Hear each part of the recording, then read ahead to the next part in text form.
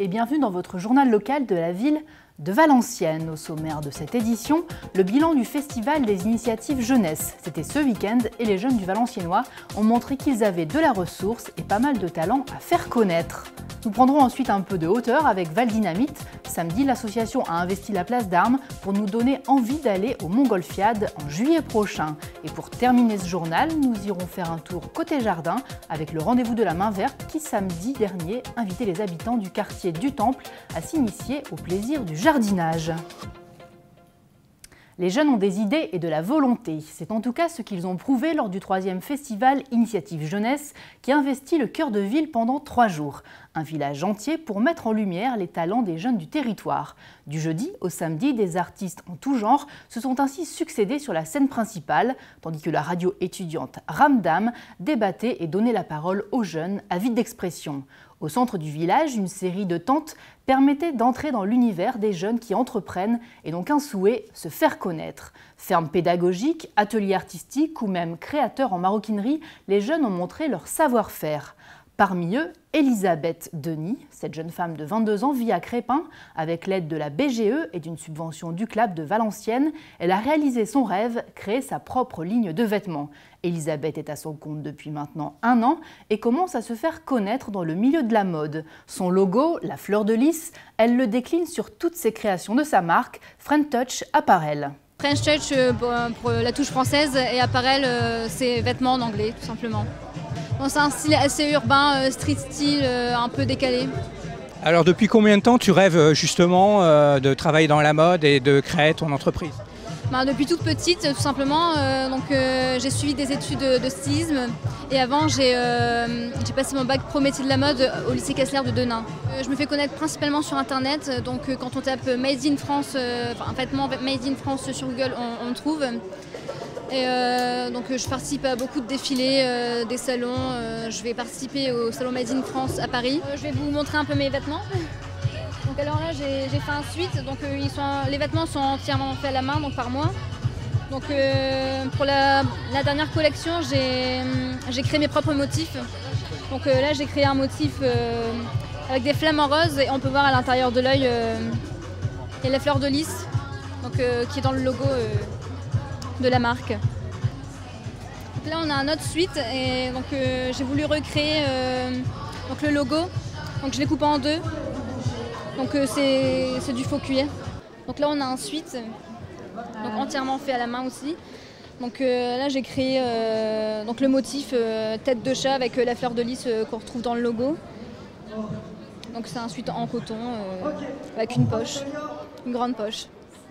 Souhaitons en tout cas bonne chance à Elisabeth et à sa marque de vêtements French Touch Apparel. La place d'Armes n'a pas désempli du week-end, puisqu'à peine le village du festival Initiative Jeunesse clôturé, l'association Val Dynamite a pris le relais en investissant le centre-ville toute la journée du dimanche 27 avril. De quoi réjouir les Valenciennois qui ont pu apprécier une exposition de photos de montgolfières, des démonstrations en mini-montgolfière, des voitures de collection et un ULM ultramoderne appelé Autogire. Ce dernier a d'ailleurs attiré nombreux curieux. Mais au-delà du plaisir du moment, ces animations avaient un but bien précis, donner l'envie aux Valenciennois de venir au Montgolfiade qui fêteront leurs 25 ans les 4, 5 et 6 juillet prochains.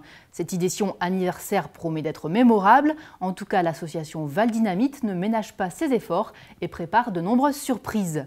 Peu d'informations filtrées pour l'instant. Nous savons juste qu'un timbre anniversaire sera édité pour l'occasion, mais nous reviendrons bien évidemment sur l'événement dans nos prochaines éditions. Le quartier du Temple s'est mis au vert. Le rendez-vous annuel de la main verte s'est déroulé toute la matinée du samedi 26 avril, place des Charbonniers.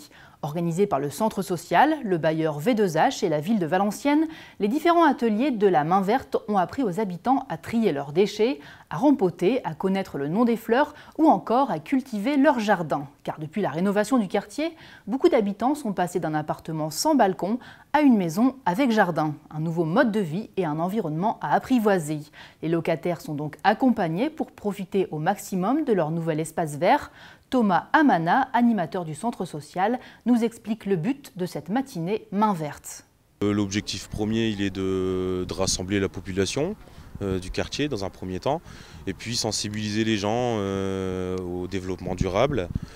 C'est une continuité à l'action qui était mise en place pédagogie, où on avait déjà dans un premier temps sensibilisé les habitants à leur nouveau logement et à leur jardin.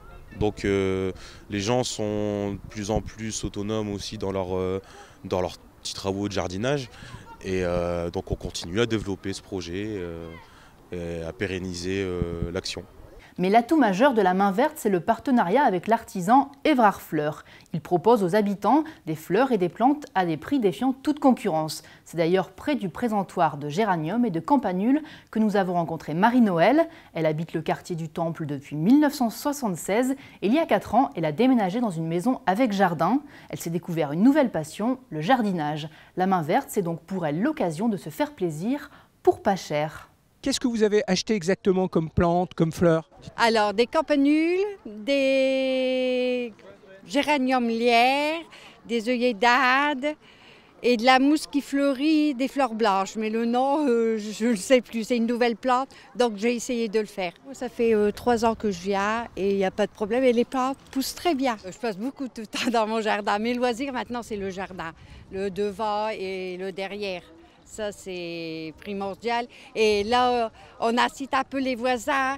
Comme ils voient qu'on garnit, ils demandent des conseils, je donne des boutures et ils refont leur jardin aussi à côté. Et si après avoir jardiné, vous avez besoin de vous débarrasser de vos déchets verts, sachez qu'après 4 mois de travaux, la déchetterie de Valenciennes, rue de la Bleue du Nord, a réouvert ses portes ce mardi 29 avril. Partiellement dans un premier temps, puisque ce n'est qu'à partir de juin que les travaux seront terminés. D'une superficie 2 fois supérieure, cet équipement va permettre d'optimiser la valorisation des déchets en optimisant la capacité. Un espace sera même réservé pour les meubles avec un réemploi à 100%. En attendant la fin des travaux, la déchetterie agrandie accueille donc les déchets verts, les gravats, la ferraille, les encombrants et les huiles. Pour les autres déchets, les usagers sont invités à se diriger vers les autres déchetteries du territoire. Et pour la reprise de l'amiante, Valenciennes Métropole conseille aux usagers de se rapprocher des professionnels. Pour rappel, 4 autres déchetteries sont au service des Valenciennois, à Main, Onin, Thièvrechin et Vieux-Condé. L'accès est réservé aux particuliers et le volume maximum des déchets acceptés est de 1 m3 par jour et par foyer. Et puis, comme chaque semaine, pour terminer ce journal, voici quelques idées de sortie pour ce week-end. D'abord, ce dimanche 4 mai, c'est la fleur en fête sur la place d'Armes. Un marché aux fleurs auquel s'ajoute un troc aux plantes entre particuliers et de nombreuses animations, comme par exemple des ateliers de création de micro-jardins, la présentation d'animaux d'éco-pâturage ou encore la confection de bouquets champêtres. Depuis lundi, les équipes techniques de la ville sont à l'œuvre pour préparer une manifestation toute en couleurs et faire de la place d'Armes un véritable jardin. C'est donc toute la journée du dimanche 4 mai et l'entrée est gratuite. Et pour ceux qui préfèrent la piste de danse, sachez que le premier des 4 thés dansants que la ville de Valenciennes organise aura lieu ce dimanche 4 mai à la salle des Tertiales, avenue des Alliés. Pour faciliter l'accès à ce rendez-vous dansant, 4 bus sont affrétés avec plusieurs points d'arrêt partout dans la ville. Le numéro de téléphone pour s'inscrire à ce thé dansant est le 03 27 22 57 84. Enfin, pour les plus petits, sachez qu'à partir du 2 mai et jusqu'au 25 juin, la bibliothèque explore les émotions au travers d'expositions, de spectacles et d'ateliers. À partir du 2 mai, dans le hall de la bibliothèque, vous pourrez donc aller visiter l'exposition « Dans nos petits cœurs », une balade ludique et sensorielle au cœur des émotions. Ce samedi 3 mai, de 14h30 à 16h30, à l'espace jeunesse, il y aura une visite par les conteuses de la bibliothèque de l'exposition « L'infirmière à émotion ». Tout le programme est disponible sur le site de la bibliothèque de Valenciennes. Voilà, c'est la fin de cette édition. Merci de l'avoir suivi. Sachez que la semaine prochaine, nous recevrons Laurent de Gallet, le maire, pour une édition spéciale.